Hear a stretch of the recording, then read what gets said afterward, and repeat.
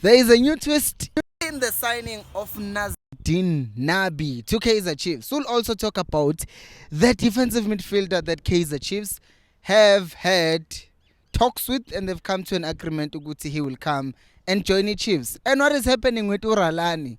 Apparently Chiefs wants to sign him. We'll talk about that in this video.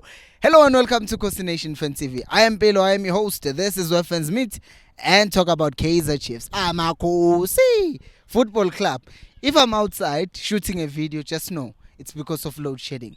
Anyways, let's start with Nasreddine Nabi. Everyone and their moms is talking about this thing today because we were talking about this during the weekend. Uguti, oh, he's coming to Chiefs. His contract is coming to an end when the season ends, right? When the Tanzanian league ends. Now there are reports stating that after the game that Iyanga played, he told his players, Uguti, listen guys, this was my last game with you and I am leaving and I'll be going to another club, obviously. And now KAIZER Chiefs being front runners in that race to sign the coach.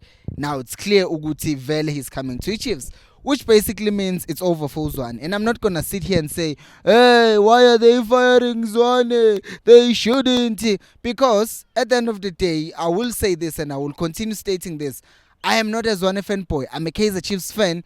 And if the team appoints Nasreddine Nabi, I will be fully behind him. I will support him as any other fan should. Not Lantio Guti if the team doesn't get the players or the coaches or the personnel that we want, all of a sudden we don't like the team. I'm going to continue supporting them. It's going to be a bit sad to see Zwane go because I was hoping Uguti next season he was going to reach the next level with better players and all that stuff. But Tigage, that's not the case, so I'm not going to sit here and whine about Zwane leaving KAIZER Chiefs.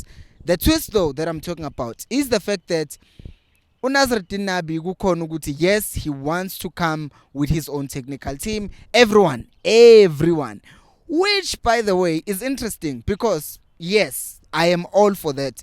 I don't want coaches to be given people to work with. If you're a coach and you have Ustabi, so Pram, blah blah blah, whatever, whoever is with you in your technical team, I don't even know what that was. Whoever is with you in your technical team, come with them because with these people you already coached in Yanga, you have already coached wherever you've coached before. You understand them. You have a way of working with them. You have a system. You understand everything about them and Noguti, how do you work with each other. But if you are given people to work with, for example, take Stuart Baxter is given Arthur Zwane and Dylan Shepard. Did he pick those people? I don't think so. But now, if you're working with these people, you still have to teach them certain things. Okay, this is what I like. This is how we work. You still have to teach your technical team first. This is how we're going to play before moving on and talking to the players themselves. And if you have people who understand you, then all of you are in sync and you already know the next step is to just communicate our system, communicate our ways to the players that we are playing with, right? So that's good. He wants to come with his technical team. Fine, I'm good with that. However, again, that's not the actual twist. The twist is this. The fact that Nasreddine Nabi, he actually now is reported to Iyanga have actually thought, you know what, this coach joined us in 2021 and he has won 6 cups in 2 years. And now they are thinking of giving him a new and improved offer to stay at Yanga. Why would I not stay? I'm just thinking about it because on a personal level, right, Chiefs are coming to me and they are saying, here, we are going to give you this much money. This is a new project and this is what is expected from you. He also understands one thing about the Chiefs. KAIZER Chiefs fans, after not winning all your 4 games, because let's just say he comes in, he plays somehow, he wins against Cape Town City, he wins the 2nd game, he draws the 3rd game, he loses the 4th game. I know. They would be saying he must get fired after 4 games. So knowing the pressure and knowing this team has not won anything in the past 8 years, going to the 9th year, he might just have the thing yokuthi if Iyanga really propose a new deal and say, here you are, you've been with us, we've done good things, and the next step is to obviously win something in Africa, and you have this group of players who understand you, who love you, and you have grown and have a relationship with them. If they give him that offer, I do think, and if it's improved, I do think he might turn his head and think twice, because, well, he's been there, he's used to that he's used to that setup, and also coming to South Africa, I think it's a good option, right? But also changing in environment and coming to a club that is going through the most, like Chiefs, might not be the greatest idea if you get a better offer from where you already are and you are happy where you are. That's if he's happy though, because if he's not happy, then the Chiefs have all to do, and they can just say, hey, come to Chiefs, here's a project, blah blah blah, and continue coaching Chiefs. That's that with Nasreddine Nabi. Now we're going to move on to Edson Castillo.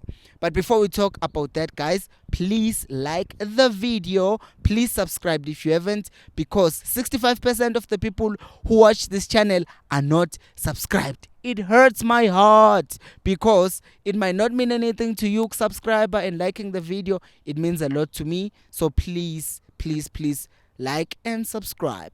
Now let's move on to the Venezuelan central midfielder slash defensive midfielder. I've always said I don't like that kind of a setup. Yokuthi umuntu abe defensive midfielder aphinda abe central midfielder. Ngifuna umuntu abe specialized in their position. However, Edson Castillo from Venezuela, he's 29. Chiefs looked at him back in January when he was a free agent. They were trying to replace Uplom. He was a free agent, Batando. He was a free agent, and Chiefs opted against signing him. I don't know why Chiefs has this thing of, let's sign him. Okay, let's not sign him. And then they go back and say, okay, let's sign him again. It's weird, right? Because it happened with Kevin Msimang. They wanted him last July. They didn't get him. Now they go back this year and like, oh, let's get him again. It's weird. But they're doing it again with Edson Castillo, who now has a team. But apparently, good news according to Tiski Times. Again, shout out to them. Yeah, Tiski Times. No SAPC have reported on this. Uguti, Chiefs have come to an agreement with him. Uguti, he will be playing for Chiefs next season. And on the 30th of June, he will actually be playing his last game for his team, because, you know, the season and stuff like that, it's not the same. So he will be coming to Chiefs, and I can only say, yeah, fine. They've scouted him. They gave him extra 6 months to scout him.